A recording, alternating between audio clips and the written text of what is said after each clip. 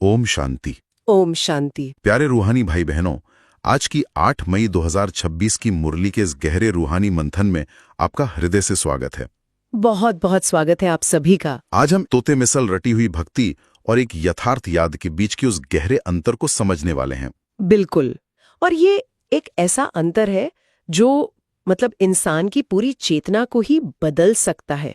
आपने बहुत ही सही शुरुआत की है। शुक्रिया। आज का ये मंथन केवल कुछ जानकारियों को दोहराने के बारे में नहीं है। बाबा के महावाक्यों पर चर्चा करना असल में एक गहरे समुद्र में गोते लगाने जैसा है। जी हाँ, हर एक महावाक्य एक मोती है। सही कहा। हर एक वाक्य में शिव बाबा ने जो ईश्वरीय प्रकंपन भरे हैं, जो वाइब्रेशंस हैं, उन्हें हमें केवल अपनी बुद्धि से नहीं समझना है। तो फिर उसे कैसे ग्रहण करना है? हमें उसे अपनी आत्मा की गहराई से महसूस करना है। जब हम इन रहस्यों को यथार्थ रूप में समझते हैं तो होता क्या है कि जीवन से सारा भारीपन एकदम खत्म हो जाता है। वाह। और एक बहुत ही सहज एक रूहानी नशा सा छा जाता है। और यही रूहानी नशा आज की मुरली के सार में ही सबसे स्पष्ट रूप से झलकता है। शिव बाबा ने बहुत ही मीठे शब्दों में कहा है, मीठे बच्चे, अभी तुम शूद्र घराने से निकल ब्राह्मण घराने में आए हो। बाप ने ब्रह्मा मुख से तुम्हें अडैप्ट किया है, तो इसी खुशी में रहो। इसी खुशी में रहो। बिल्कुल। अब यहाँ एडॉप्ट शब्द आया है, यानी गोद लेना। लौकिक दुनिया में जब कोई अनाथ बच्चा किसी बहुत बड़े राजघराने द्वारा गोद लिया जाता है तो उसका सब कुछ बदल जाता है। हाँ, उसका नाम, कुल और भविष्य सब कुछ। बिल्कुल। लेकिन आध्यात्मिक स्तर पर शिव बाबा द्वारा इस तरह अडॉप्ट किए जाने की जो मनोवैज्ञानिक और आत्मिक प्रक्रिया है, उसे हम कैसे समझें? ये कोई सिर्फ एक टाइटल या उपाधि तो नहीं है ना? ये एक बहुत ही गहरा सवाल है।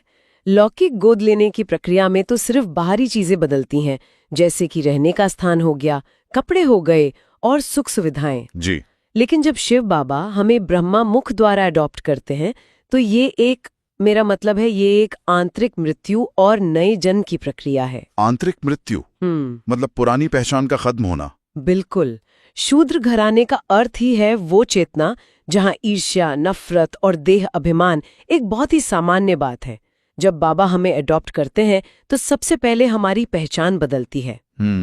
ये बहुत गहरी बात है। सोचिए, अगर कोई बच्चा राजघराने में गोद लिया जाए लेकिन उसकी मानसिकता अभी भी वही सड़क पे भीख मांगने वाली ही रहे, तो क्या वो उस राजाई का सुख कभी भोग पाएगा? अरे बिल्कुल नहीं। वो तो महलों में रहकर भी डरा और सहमा हुआ ही रहेगा। उसे हमेशा लगेगा कि कोई उससे कुछ छीन लेगा। ठीक इसी तरह शिव बाबा हमें ब्रह्मांड के सबसे ऊंचे कुल यानी ब्राह्मण कुल में अडॉप्ट करते हैं। लेकिन ये जो अनंत खुशी है ना, ये निरंतर तभी रह सकती है जब आत्मा अपनी पुरानी शूद्र मानसिकता को पूरी तरह से छोड़ दे। तो अडॉप्ट होने का यथार्थ अर्थ क्या हुआ फिर? एडॉप्ट होने का यथार्थ अर्थ है परमात्मा के संस्कारों को अपना संस्कार बना लेना। जब हमारी दृष्टि, हमारे सोचने का तरीका और हमारे कर्म बिल्कुल ईश्वरीय मर्यादाओं के अनुसार चलने लगते हैं, तब जाकर ये एडॉप्ट होने की प्रक्रिया पूरी होती है। वाह। ये कोई एक दिन की घटना नहीं है। ये हर संकल्प में अपनी इस नई ईश्वरीय पहचान को जीने का एक निरंतर अभ्यास है। ये बहुत ही स्पष्ट करता है कि अडॉप्ट होना एक सफर है, एक निरंतर चलने वाली आंतरिक यात्रा है। और इसी ईश्वरीय पहचान से जुड़ा हुआ आज का मुख्य प्रश्न भी है, जिसने सच में मुझे काफी सोचने पे मजबूर किया। अच्छा, वो कौन सा प्रश्न है? बाबा ने पूछा है, कौन सा गुख्य राज ब्राह्मण कुल वाले बच्चे ही समझ सकते हैं? बहुत ही प्यारा प्रश्न है ये। और बाबा का उत्तर है कि निराकार शिव बाबा हमारा पिता है और ये साकार ब्रह्मा हमारी माता है। बिल्कुल। अब देखिए, दुनिया भर में भक्त गाते हैं, त्वमेव माताश्च पिता त्वमेव, लेकिन वे ये नहीं जानते कि एक निराकार ज्योति बिंदु आखिर माता और पिता दोनों एक साथ कैसे हो सकता है। जी, ये राज सिर्फ हम बच्चे ही जानते हैं। हाँ, ये बात तो समझ आती है कि ब्रह्मा के तन का आधार लेकर बाबा ने हमें ज्ञान दिया, इसलिए ब्रह्मा माता हो गई। लेकिन बाबा ने इसमें एक बहुत ही दिलचस्प शर्त जोड़ दी है। कौन सी शर्त? पाने वाले ही इसे यथार्थ क्यों समझेंगे। ये एक बहुत ही सूक्ष्म भेद है और इसे समझना बहुत जरूरी है। देखिए, ज्ञान को सिर्फ कानों से सुनना और अपनी बुद्धि से स्वीकार कर लेना, ये तो एक बात है जी। लेकिन उसे यथार्थ रीति से समझने का मतलब है उस ज्ञान को अपने जीवन का श्वास बना लेना, अपनी हर सांस में उसे महसूस करना। मतलब सिर्फ एक थियरी की तरह नहीं। बिल्कुल नहीं।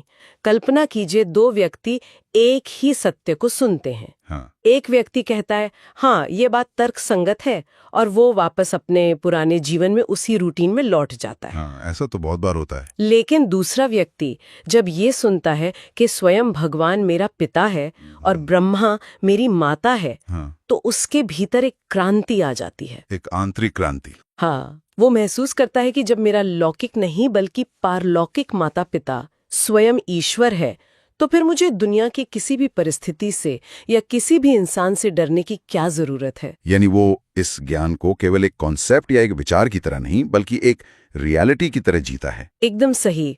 जो आत्माएं इस ईश्वरीय माता पिता के संबंध को यथार्थ रीति से समझ लेती हैं, वे अपना हर कर्म करते हुए उस रूहानी नशे में रहती हैं। उनका तो उठना बैठना सब बदल जाता होगा। बिल्कुल, उनका हर कदम राजसी होता है। वे दुनिया की छोटी छोटी बातों में उलझते नहीं हैं। और सच कहूं तो यही वो पुरुषार्थ है जो उन्हें भविष्य में दैवी कुल में ऊंच पद दिलाता है। अच्छा, तो मतलब ऊंच पद कोई अलग से मिलने वाला इनाम नहीं है? नहीं, ऊंच पद कोई इनाम नहीं है जो बाबा अलग से किसी को देंगे। ये तो आत्मा की उस यथार्थ समझ और उच्च स्थिति का एक बहुत ही स्वाभाविक परिणाम है। जिनकी समझ यथार्थ है, उनका पद भी स्वतः ही ऊंच होगा। वाह, ये कारण और परिणाम का, कॉज एंड इफेक्ट का बहुत ही सुंदर संबंध है। यथार्थ समझ ही यथार्थ पद का निर्माण करती है। जी हाँ। और इसी यथार्थ शब्द पर बाबा ने आज की मुरली में सबसे ज्यादा जोर दिया है, विशेषकर जब बात याद की आती है। बाबा ने अज्ञान काल की याद और यथार्थ याद के बीच एक बहुत गहरी लकीर खींची है। बिल्कुल। हमने जो शुरुआत में ही उस मंदिर वाले व्यक्ति का उदाहरण लिया था, बाबा ने उसे ही तोते मिसल गाना कहा है, जो बिना समझे बस दोहराया जा रहा है। हाँ, भक्ति मार्ग में यही तो होता है। लेकिन जब हम यथार्थ याद की बात करते हैं, तो कोई भी आत्मा जो जन्मों जन्मों से सिर्फ मूर्ति के आगे सिर झुकाने की आदी रही है, वो अचानक से एक निराकार को यथार्थ रीति से याद करने की उस प्रक्रिया में कैसे प्रवेश करे? इसका मैकेनिज्म क्या है? ये एक बहुत ही व्यवहारिक चुनौती है हम सभी के लिए। देह अभिमान में रहने वाली किसी भी आत्मा के लिए निराकार को याद करना लगभग असंभव सा ही लगता है। जी, क्योंकि हमने हमेशा आकार को ही देखा है। बिल्कुल, इसलिए शिव बाबा हमें सीधा परमात्मा को याद करने की विधि नहीं बताते। अच्छा, तो फिर शुरुआत कहाँ से होती है? बाबा सबसे पहले हमें स्वमान और स्वदर्शन की विधि देते हैं। यथार्थ याद का पहला कदम परमात्मा को जानना नहीं है, बल्कि स्वयं को जानना है। स्वयं को जानना यानी मैं कौन हूँ? हाँ, जब तक कोई व्यक्ति खुद को ये शरीर समझता है, जैसे कि मैं कोई डॉक्टर हूँ, इंजीनियर हूँ या कोई पुरुष या स्त्री हूँ, तब तक उसकी याद शरीरधारियों तक ही सीमित रहेगी। तो मतलब जैसी मेरी अपनी चेतना होगी, वैसे ही सत्ता से मेरा कनेक्शन जुड़ेगा। आपने बिल्कुल सटीक बात कही। यथार्थ याद का मैकेनिज्म ही यही है कि पहले व्यक्ति को अपनी भौतिक पहचान से, इन लौकिक लेबल से डिटैच होना पड़ता है। उसे ये गहराई से विजुअलाइज करना होता है, अनुभव करना होता है कि मैं इस भ्रुकुटी के बीच चमकने वाली एक बहुत ही सूक्ष्म ऊर्जा हूँ, एक चैतन्य ज्योति बिंदु आत्मा हूँ। एक सितारा। जी, एक सितारा। और जब आत्मा अपने इस असली निराकार और सूक्ष्म स्वरूप में टिक जाती है ना, तो उसे अपने ही जैसे स्वरूप वाले परमपिता शिव बाबा स्वतः ही आकर्षित करने लगते हैं। वाकई, स्वतः ही। हाँ, जैसे चुंबक लोहे को खींचता है, वैसे ही विदेही स्थिति में टिकने वाली आत्मा को विदेही परमात्मा की याद बड़ी सहजता से आ जाती है। इसमें कोई जोर जबरदस्ती नहीं करनी पड़ती। यानी ये कोई रटी हुई प्रार्थना नहीं है, ये तो दो समान ऊर्जाओं का, आत्मा और परमात्मा का एक बहुत ही प्राकृतिक मिलन है। बिल्कुल, और इसी प्राकृतिक मिलन को यथार्थ याद कहा जाता है, जिससे हमारे जन्म जन्मांतर के विकर्म विनाश होते हैं। ये यथार्थ याद का विज्ञान तो बहुत ही तार्किक और स्पष्ट है, लेकिन जब हम उस एक निराकार परमात्मा को याद करने की बात करते हैं, तो फिर उन साकार देवियों का क्या, जिनकी दुनिया भर में इतनी अपार पूजा होती है? हाँ, देवियों की मान्यता तो बहुत है दुनिया में। बाबा ने आज जगत अम्बा के ऑक्यूपेशन यानी उनके कार्य को लेकर जो बात कही है, वो एकदम से आंखें खोल देने वाला सत्य है। बिल्कुल। अलकत्ता की काली या बॉम्बे की अंबा माता, दुनिया में उनके भव्य मंदिर भरे पड़े हैं, लेकिन अगर जगदम्बा का असली कार्य केवल शिव बाबा से ज्ञान सुनना और सुनाना था, यानी वो एक ब्राह्मणी थी, तो फिर दुनिया उन्हें इतने खूंखार हथियारों के साथ क्यों पूजती है? ये एक बहुत बड़ा सवाल है। वही तो, उनके इस अहिंसक ज्ञान के कार्य का ऐसा हिंसक चित्रण क्यों बन गया? यही तो द्वापर योग और भक्ति मार्ग की सबसे बड़ी विडंबना है। देखिए, जब आत्माएं अपना यथार्थ ज्ञान पूरी तरह से भूल गईं, तो उन्होंने सूक्ष्म बातों को स्थूल रूप दे दिया। स्थूल रूप दे दिया मतलब उन्होंने प्रतीकों को सच मान लिया। जी हाँ, जगदम्बा जो वास्तव में ब्रह्मा की अनन्य बच्ची ज्ञानेश्वरी हैं, उनका युद्ध कभी किसी इंसान या किसी स्थूल असुर से नहीं था। तो उनका युद्ध किससे था? उनका युद्ध था मानव मन के अंदर बैठे 5 विकारों से, काम, क्रोध, लोभ, मोह और अहंकार के खिलाफ। इन सूक्ष्म विकारों को मारने के लिए स्थूल हथियारों की नहीं, बल्कि ईश्वरीय ज्ञान और योग बल की आवश्यकता होती है। ओह, तो क्या वे सभी तलवार, त्रिशूल और चक्र असल में किसी मनोवैज्ञानिक या आध्यात्मिक शक्ति के प्रतीक हैं? बिल्कुल, ज्ञान का तलवार, निश्चय का त्रिशूल और स्वदर्शन चक्र। जगदम्बा ने शिव बाबा से जो ज्ञान सुना, उसी ज्ञान के अस्त्रों से उन्होंने अज्ञानता और विकारों का नाश किया।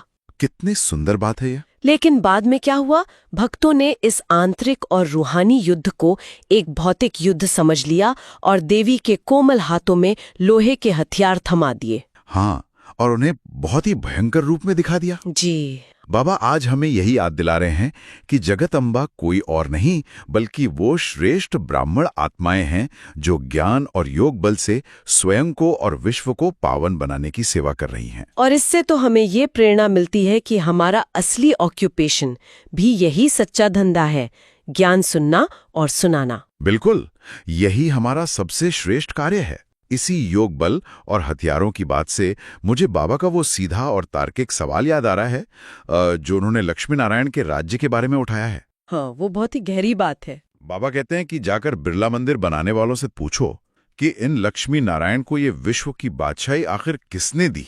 ये सवाल बहुत गहरा है क्योंकि आज की दुनिया में तो बिना राजनीति, बिना छल कपट और बिना मिलिट्री के एक छोटे से देश पर भी राज नहीं किया जा सकता। जी, आज की सच्चाई तो यही है। तो फिर सतयुग में जहां पूरी दुनिया पर एक छत्र राज्य था, वो राज्य बिना किसी खून खराबे के कैसे मिल गया? योग बल से विश्व की बादशाही मिलने का यह कार्य कारण संबंध, ये मैकेनिज्म असल में काम कैसे करता है? इसे समझने के लिए हमें सृष्टि के अनादि नियम और कर्म की गति को बहुत ध्यान से समझना होगा। आज दुनिया में जो सत्ता मिलती है ना, वो भय और दबाव पर आधारित होती है। बिल्कुल, हथियारों के दम पर। लेकिन जो चीज भय से जीती जाती है वो कभी स्थायी नहीं होती, वो छिन ही जाती है। बाबा कहते हैं कि सतयुग की बादशाही किसी पर राज करने के लिए नहीं है, वो अपने आप पर राज करने का परिणाम है। अपने आप पर राज करना यानी स्वराज्य। हाँ, जब संगम युग पर आत्माएं शिव बाबा के याद से यानी अपने योग बल से अपने सभी विकारों को भस्म कर देती हैं, तो वे संपूर्ण पवित्र बन जाती हैं।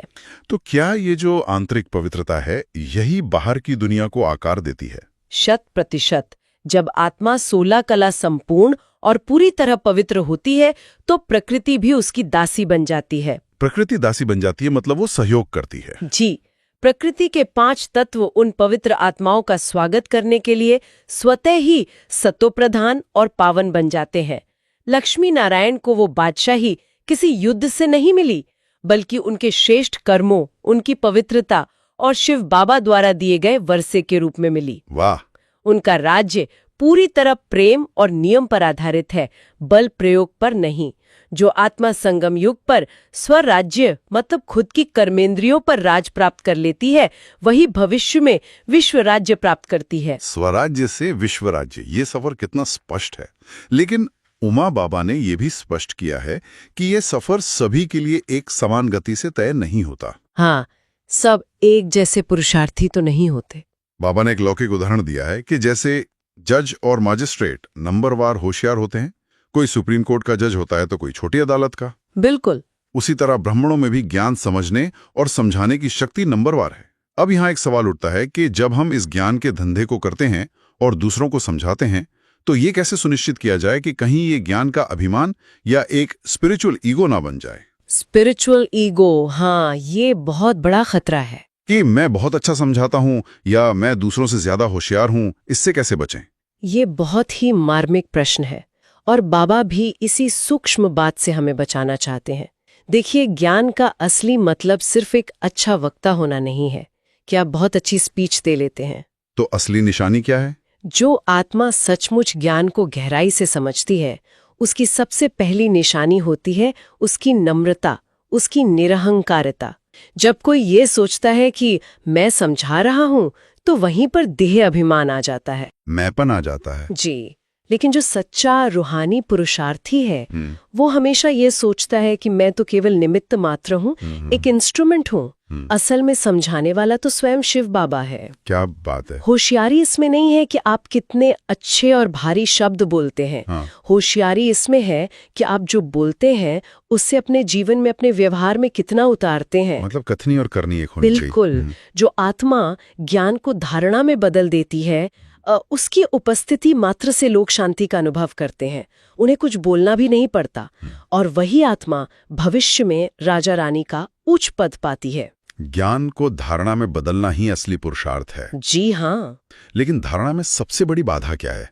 ये एक ऐसी आम शिकायत है जो मतलब लगभग हर व्यक्ति के मन में आती है, और बाबा ने खुद आज इसका जिक्र किया है। कौन सी शिकायत? लोग कहते हैं बाबा हमें ज्ञान तो बहुत अच्छा लगता है, लेकिन हमें आपकी याद निरंतर नहीं रहती, हम भूल जाते हैं। हाँ, ये तो बहुत बच्चे कहते हैं बाबा से। इस पे बाबा ने जो कारण और निवारण बताया है वो बहुत ही सटीक है। बाबा कहते हैं कि याद इसलिए नहीं रहती क्योंकि सुबह सुबह उठकर याद में बैठकर धारणा नहीं करते। बिल्कुल, अमृत वेले का महत्व। लेकिन यहाँ भी एक व्यवहारिक समस्या आती है। बहुत से लोग सुबह जल्दी उठ तो जाते हैं, लेकिन वो बस बैठकर ऊँघते रहते हैं या उनके मन में दुनिया भर के विचार चलते रहते हैं। तो अमृत वेले का ये वास्तविक मैकेनिज्म क्या है जो निरंतर याद की नींव रखता है? अमृत वेला देखिए, केवल शरीर को नींद से जगाने का नाम नहीं है। ये आत्मा को उसके गहरे आलस्य से जगाने का एक बहुत ही पवित्र समय है। दिन भर हम दुनिया के शोर, रिश्तों, ऑफिस और जिम्मेदारियों में उलझे रहते हैं। उस समय हमारा मन एक अशांत झील की तरह होता है जिसमें लहरें उठ रही होती हैं।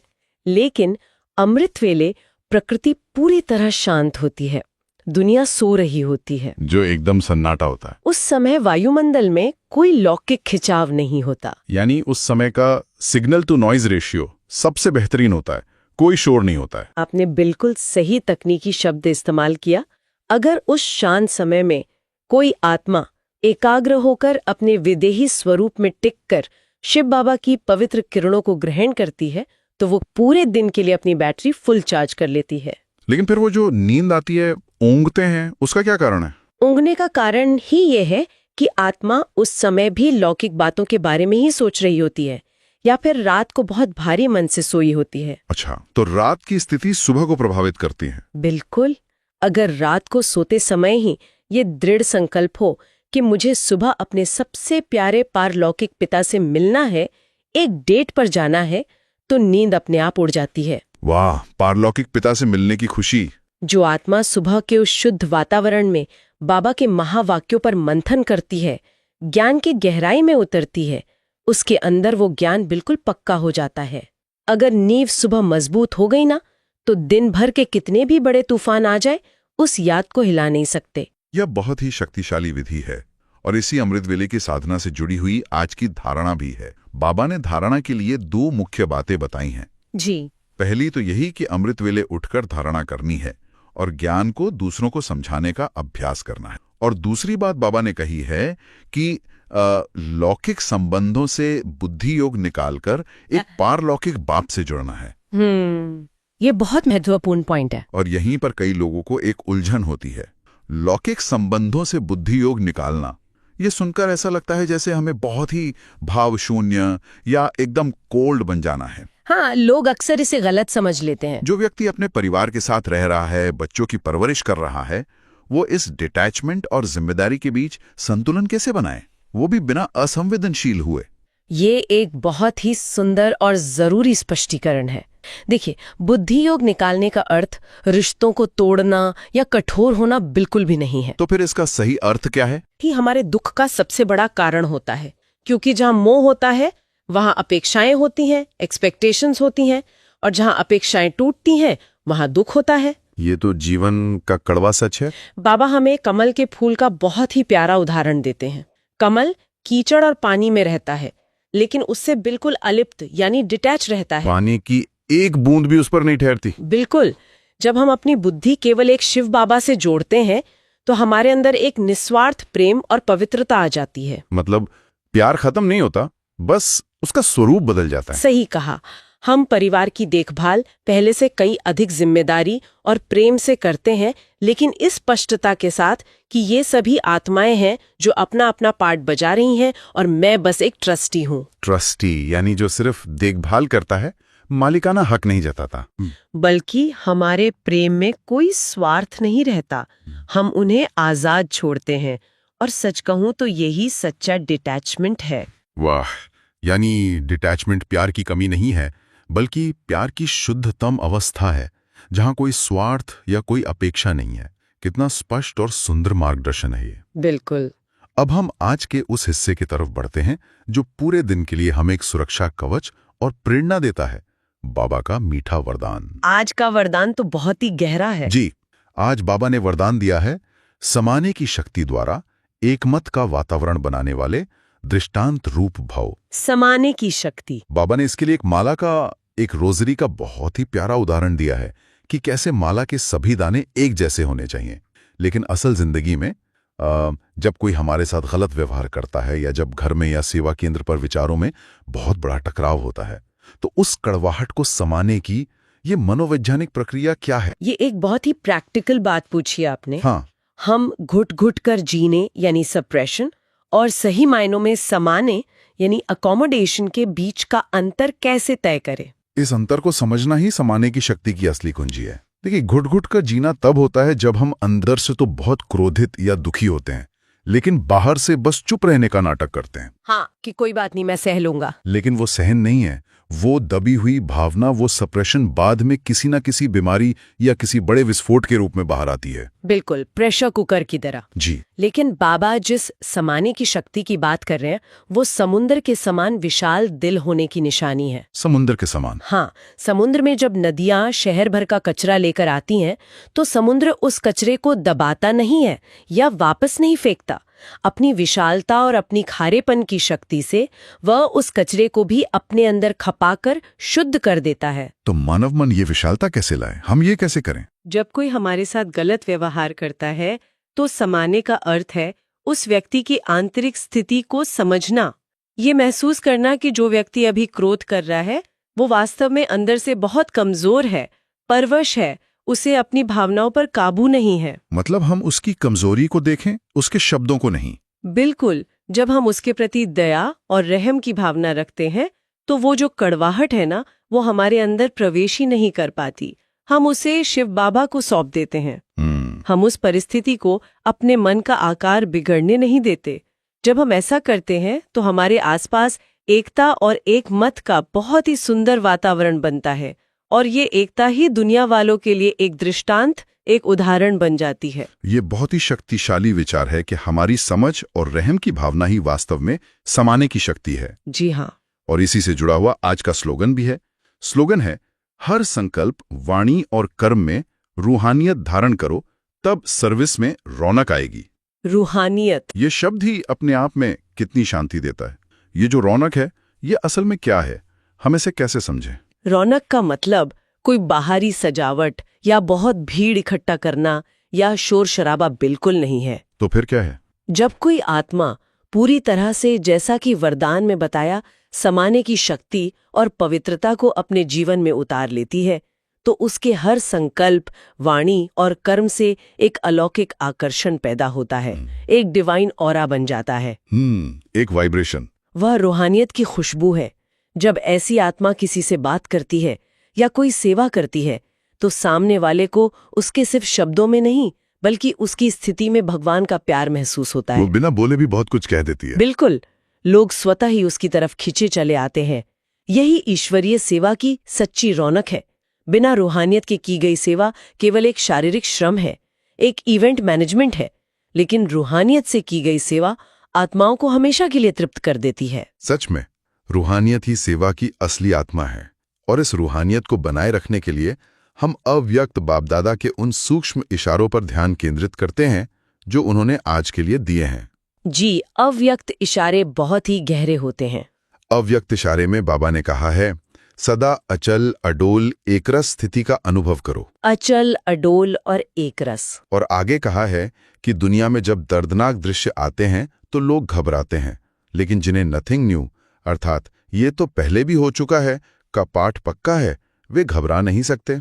बिल्कुल, क्योंकि उन्हें अनादि ड्रामा की पुनरावृत्ति का ज्ञान है। लेकिन यहाँ भी एक बहुत ही नाजुक सवाल मेरे मन में आता है।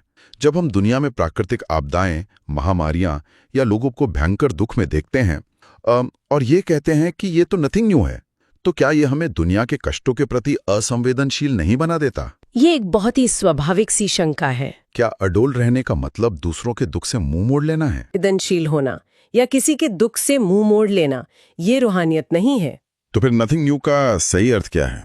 नथिंग न्यू का ज्ञान हमें इसलिए नहीं दिया गया है कि हम पत्थर दिल या कठोर बन जाएं, बल्कि इसलिए दिया गया है ताकि हम उस दुख के भंवर में खुद न डूब जाएं। अच्छा, ताकि हम खुद को सुरक्षित रख सकें। हाँ, और दूसरों की मदद कर सकें। सोचिए, अगर एक डॉक्टर मरीज की दर्दनाक स्थिति को देखकर खुद ही घबरा जाए और उसके साथ बैठकर रोने लगे, तो क्या वो उसका सही इलाज कर पाएगा? नहीं, वो तो घबरा कर कुछ कर ही नहीं पाएगा। उसे तो शांत रहकर ही सर्जरी या इलाज करना होगा। बिल्कुल ठीक इसी तरह जब हम एक रस और अडोल स्थिति में होते हैं, तभी हम उन घबराई हुई अशांत आत्माओं को शांति और शक्तियों का दान दे सकते हैं। अगर हम भी उनके साथ रोने लगेंगे, उनकी तरह ही घबरा जाएंगे, तो उन्हें शक्ति कौन देगा? हमारी जो आंतरिक स्थिरता है, हमारे शक्तिशाली और शांत प्रकंपन उन दुखी आत्माओं के लिए एक मरहम का काम करते हैं। मतलब हमारी शांति उनका इलाज है। जी, हम इस अनादि ड्रामा की बनी हुई भाभी को ज्ञान के चक्षु से देखते हैं और चारों ओर सकाश यानी शक्ति के वाइब्रेशंस फैलाते हैं। यही हमारा असली रूहानी कर्तव्य है। हमारी स्थिरता ही दुनिया के लिए सबसे बड़ा सहारा है। ये बहुत ही स्पष्ट और गहरी बात है। हमारी स्थिति ही दूसरों का इलाज है। हम उनके साथ डूब नहीं सकते, हमें उन्हें बाहर निकालना है। बिल्कुल सही। अब इस पूरे मंथन से जो शक्ति और समझ हमने एकत्रित की है, उसे अपने भीतर गहराई से स्थापित करने के लिए हम कुछ पल स्वमान के अभ्यास में बिताएंगे। ये सबसे सुंदर समय है। जो भी आत्मा इस मंथन को सुन रही हैं, वे जहां भी हैं, बस एक पल के लिए अपनी दृष्टि को मस्तक के बीच टिकाएं, खुद को एक चमकता हुआ सितारा महसूस करें और इस रूहानी वातावरण को अपने अंदर संभालें। हम सभी अपने मन को पूरी तरह शांत करते हुए बाहरी दुनिया के शोर से कटकर इस ईश्वरीय नशे को अनुभव करें।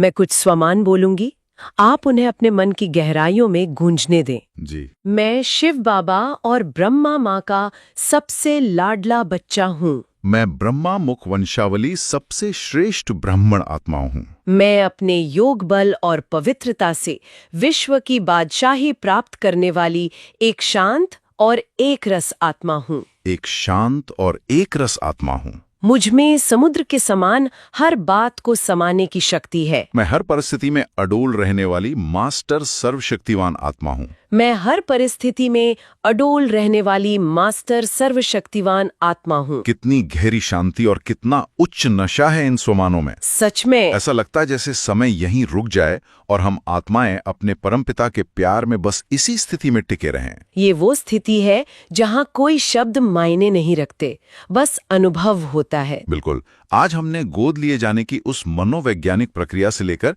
यथार्थ याद का विज्ञान, जगत अम्बा का अहिंसक ऑक्यूपेशन, डिटैचमेंट का असली मतलब और समाने की शक्ति के गहरे रहस्यों पर बहुत ही विस्तृत चर्चा की। जी हाँ, और ये सब ज्ञान तभी सार्थक है जब ये हमारे हर संकल्प का हिस्सा बन जाए। ज्ञान को केवल कानों से सुनना नहीं है, उसे जीना है, उसे अपने व्यवहार में लाना है। बिल्कुल, वही हमारी असली कमाई है। तो आज जब आप अपने दिन की शुरुआत करें तो खुद से बस एक सवाल पूछिएगा। कौन सा सवाल? क्या आज आपके सामने आने वाली विपरीत परिस्थितियां आपको अपने अंदर समाएंगी या आप अपनी समाने की शक्ति से उन परिस्थितियों को एक विशाल समुद्र की तरह अपने अंदर समा लेंगी? शक्ति किसके हाथ में है, इसका चुनाव आपका है। बहुत ही सुंदर विचार। अगर आज की मुरली से आपको कोई विशेष प्रेरणा या सम्मान का अनुभव मिला हो तो उसे अपने जीवन में गहराई से धारण करें और दूसरों को भी प्रेरित करें। अपने विचार या अनुभव कमेंट में जरूर साझा करें ताकि अन्य आत्माओं को भी आपके मंथन से शक्ति मिले। याद रखें, आपका हर शुभ संकल्प ही विश्व कल्याण की सबसे बड़ी सेवा है। ओम शांति। ओम शांति।